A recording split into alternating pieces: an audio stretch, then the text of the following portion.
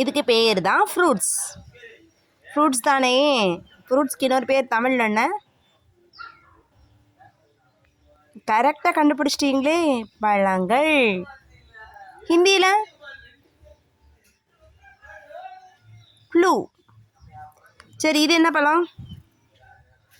இது இது இது இது இது இது இது இது யாருக்கெல்லாம் தெரியும்? இந்த ரெண்டு இருக்கே. வாவ், இங்கே கூட எல்லாம் இருக்குது, நிறைய இருக்குது. சரியா? இந்த ஒன்று குட்டி குட்டியாக ரவுண்ட் ரவுண்டாக இருக்குது, பிளாக்கா. இது என்ன பழம் பார்த்துட்டிங்களா? பழங்களில் பல இருக்குது.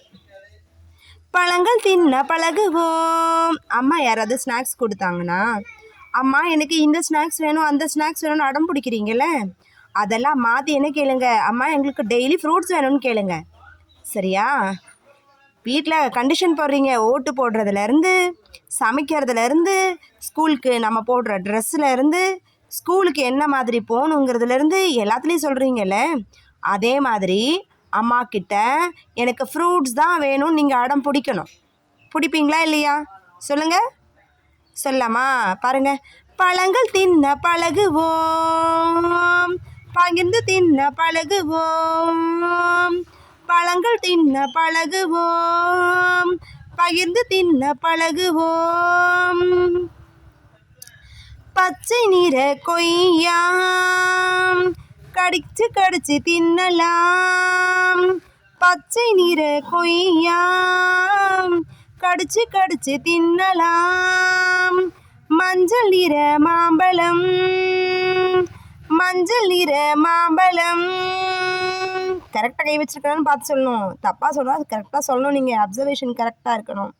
மஞ்சள் நிற மாம்பழம் நறுக்கி நறுக்கி தின்னலாம். சிவப்பு நிற மாதுளை, சிவப்பு நிற மாதுளை உறிஞ்சி உறிஞ்சி தின்னலாம். சிவப்பு நிற மாதுளை உறிஞ்சி உறிஞ்சி தின்னலாம். கொத்து கொத்தாய் முந்திரி பிச்சு பிச்சு தின்னலாம். கொத்து கொத்தாய் முந்திரி பிச்சு பிச்சு தின்னலாம். நான் ஏன் பழங்கள் சாப்பிட்ணும்? பழங்கள் சாப்பிட்டா நமக்கு என்ன கிடைக்கும்? விட்டமின்ஸ் கிடைக்கும். விட்டமின்ஸ் இருக்கா?